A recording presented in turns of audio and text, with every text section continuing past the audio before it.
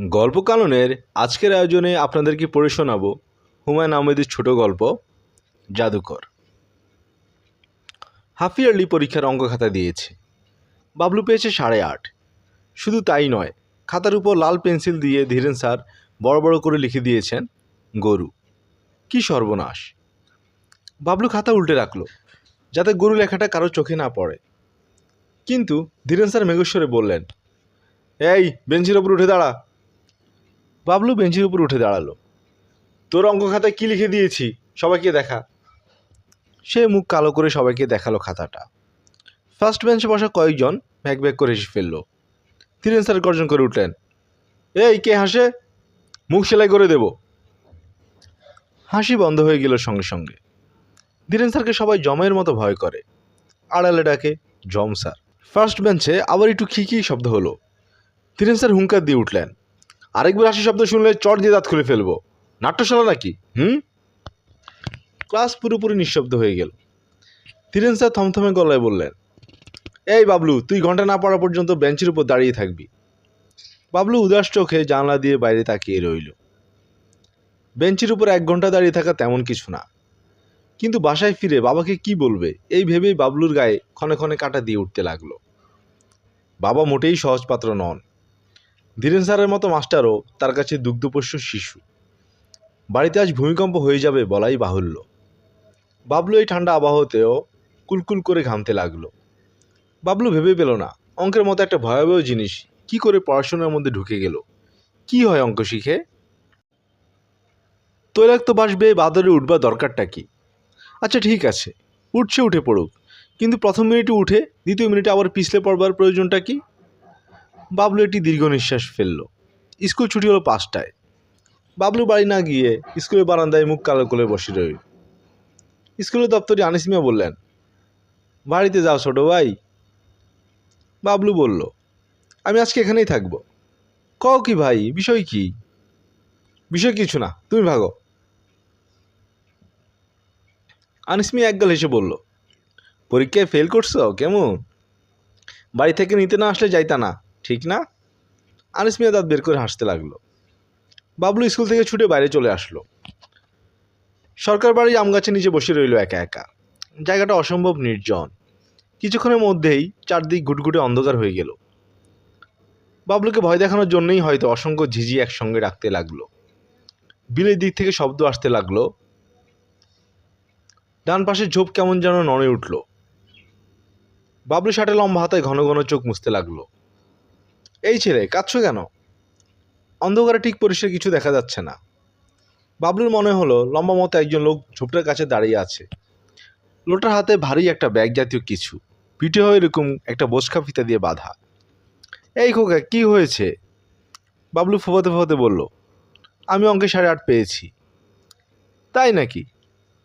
জি। আর Dhiren sir আমার খাতার উপরে লিখেছেন গরু। বাবলু খাতাটা বের করে লোকটির দিকে এগিয়ে দিল। লোকটা এগিয়ে এসে খাতাটি হাতে নিল। সে বেশ লম্বা। এই অন্ধকারেও প্রকাণ্ড বড় একটা চশমা পরা থাকায় প্রায় সমস্ত মুখটা ঢাকা পড়ে আছে। লোকটি গম্ভীর গলায় বলল, খাতার উপরে গরু লেখাটা অন্যায় হয়েছে। বুদ্ধিবৃত্তির উপর সরাসরি কটাক্ষ করা হয়েছে। তার উপর এত বড় বড় করে লেখার প্রয়োজনই বা কি? ছোট করে লিখলেই হতো। বাবলু শব্দ করে কেঁদে উঠল। কাঁদবে না, এখন কাঁদবার সময় নয়। কি করা যায় তাই নিয়ে আমাদের চিন্তা করতে হবে, ঠান্ডা মাথায় ভাবতে হবে। বাবলু ধরা গলায় বলল, আমি স্কুলেও যাব না, বাসায়ও ফিরে যাব না, বাকি জীবনটা আম গাছের নিচে বসে কাটাবো। না, জাহাজে খালাসি হয়ে বিদেশ যাব। লোকটা হাসি মুখে বলল, বুদ্ধিটা মন্দ না, কিন্তু চট করে কিছু একটা করা ঠিক হবে না, ঠান্ডা মাথায় ভাবতে হবে। তোমার নাম তো জানা হলো না। আমার নাম বাবলু, ক্লাস 7-এ পড়ি। আপনি কে? আমার নাম হলো গিয়ে হইত শুন। কি বললেন? আমার নামটা একটু অদ্ভুত। আমি বিদেশি কি না। কি করেন আপনি? আমি একজন পর্যটক, আমি ঘুরে বেড়াই। বাবলু কৌতূহলী হয়ে বলল, আপনার দেশ কোথায়? আসো, তোমাকে দেখাচ্ছি। হইত শুন আকাশের দিকে আঙুল দিয়ে দেখালো। ওই যে দেখছো ছায়া, ওইটা হচ্ছে ছায়াপথ, মিল্কি ওয়ে গ্যালাক্সি, স্প্রিংয়ের মতো। এর মাঝামাঝি একটা সৌরমণ্ডল আছে, আমরা তাকে বলি নৈউত্তিনী। তার 9 নম্বর গ্রহটিতে আমি থাকতাম। বাবলু একটু সরে বসলো। পাগল নাকি লোকটা? কথা তো বলছে দিব্যি ভালো মানুষের মতো। বুঝলে বাবলু, বলতে গেলে আমরা বেশ কাছাকাছিই থাকি। পৃথিবীও কিন্তু মিল্কি ওয়ে গ্যালাক্সিতে পড়েছে। আপনারা বুঝি বাংলায় কথা বলেন? হুম, তোমার সঙ্গে বাংলায় কথা বলছি কারণ আমার সঙ্গে একটি অনুবাদক যন্ত্র আছে। সে ইশারা করে গোলাকৃতি একটি বাক্স দেখালো। বাক্সটি তার কাঁধে ঝুলছে। মশার আওয়াজের পিনপিন একটা শব্দ আসছে সেখান থেকে। এই যন্ত্রের সাহায্যে যে কোনো বুদ্ধিমান প্রাণীর ভাষা বুঝতে পারা যায় এবং সে ভাষায় কথা বলা যায়। প্রাণীদের মস্তিষ্কের নিউরনে বিভিন্ন ধরনের যে লাইব্রেরি আছে এবং শব্দবিন্যাসী যে সমস্ত ধারা, তা এই যন্ত্রটি ধরতে পারে। বাবলু একটু ভয় ভয় করতে লাগলো। লোকটি বলল, এই যে চারিদিকে ঝিঝি পোকা ডাকছে, এরা কি বলছে তা তুমি বুঝতে পারবে যদি এই যন্ত্রটা তোমার কাঁধে ঝুলিয়ে দেই। দেব? বাবলু ভয় ভয়ে বলল, দিন, কিন্তু ব্যথা লাগবে না তো? হুঁ, মাথা খানিকটা ঝিমঝিম করবে হয়তো। দিয়েই দেখো। হয়ে শুন। যন্ত্রটা বাবলুর কাঁধে বসিয়ে দিতেই বাবলু শুনল ঝিঝি পোকাগুলো কথা বলছে। পোকা চাই, খাবার জন্য পোকা চাই। এই দুটি লোক যাচ্ছে না কেন? কি করছে? এরা দুজন কি করছে? পোকা চাই, পোকা চাই, পোকা চাই। বাবলু স্তম্ভিত হয়ে গেল। লোকটি বলল, মানুষ যেভাবে কথা বলে এরা কিন্তু সেভাবে কথা বলে না। ডানার সঙ্গে ডানা ঘষে শব্দ করে। ভাবের আদান প্রদানের কত অদ্ভুত ব্যবস্থা নিয়ে প্রাণী জগতে আছে। বাবলু তার কথায় কান দিচ্ছিল না, কারণ সে পরিষ্কার শুনতে পেল জাম গাছের একটি পাখির বাসা থেকে ফিস ফিস করে কথাবার্তা হচ্ছে। এই লোক দুটি কি বকবক শুরু করেছে, ঘুমোতে দেবে না নাকি? ঠিক বলেছ, মানুষের মধ্যে কাণ্ডজ্ঞান বলে কিছুই নেই। এগুলো মহাবকা। বলতে বলতে পাখিগুলো খিক করে হাসতে লাগলো। লোকটি বলল, বাবলু, যন্ত্রটা এবার খুলে ফেলা যাক। তোমার অভ্যাস নেই, মাথা ধরে যেতে পারে। বাবলু বলল, আমি যদি এখন ওদের সঙ্গে কথা বলি, ওরা আমার কথা বুঝতে পারবে?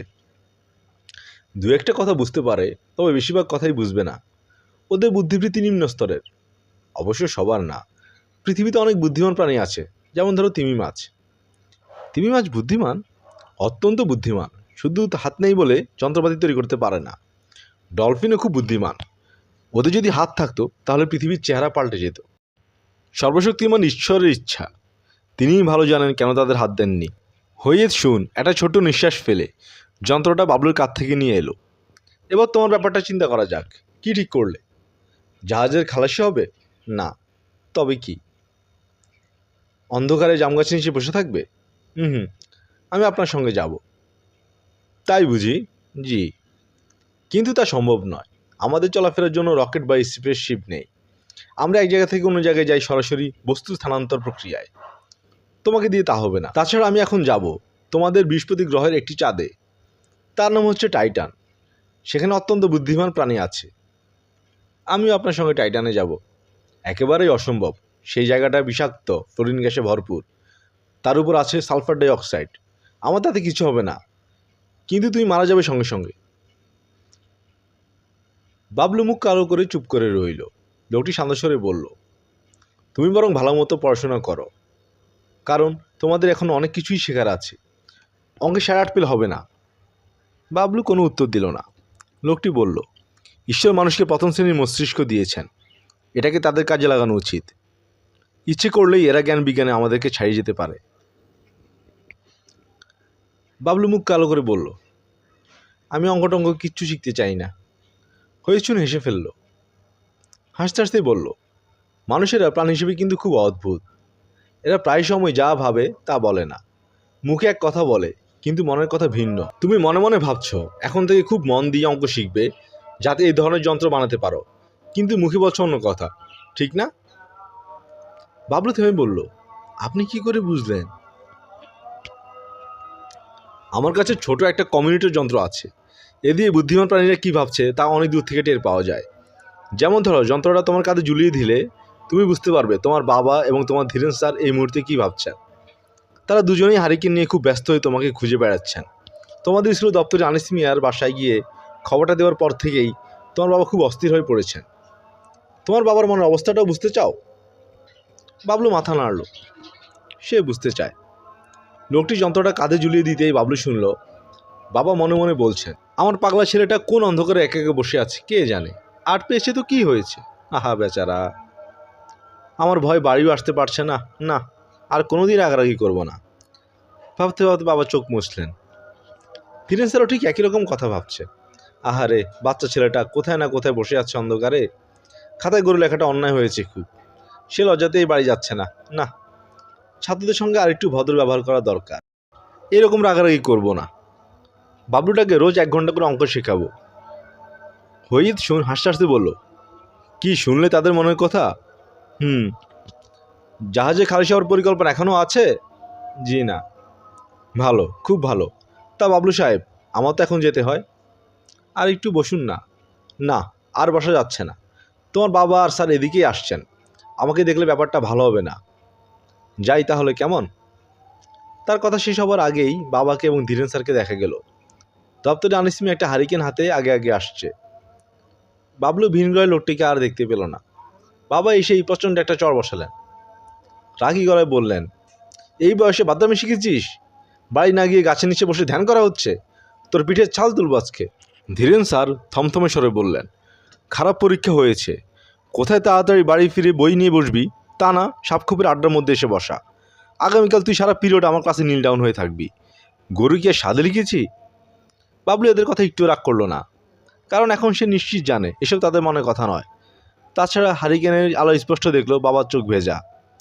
বাবা কাঁদতে কাঁদতে তাকে খুঁজছিলেন। এতক্ষণ আপনারা শুনছিলেন হুমায়ুন আহমেদের ছোট গল্প জাদুকর। আমরা নিয়মিত গল্প পাঠ করে শোনাচ্ছি। আপনারা যারা প্রথমবারের মতো শুনছেন, কাইন্ডলি সাবস্ক্রাইব করে নেবেন। গল্প পাঠ ভালো লাগলে বন্ধুদের সাথে শেয়ার করবেন। ভালো থাকবেন, ধন্যবাদ।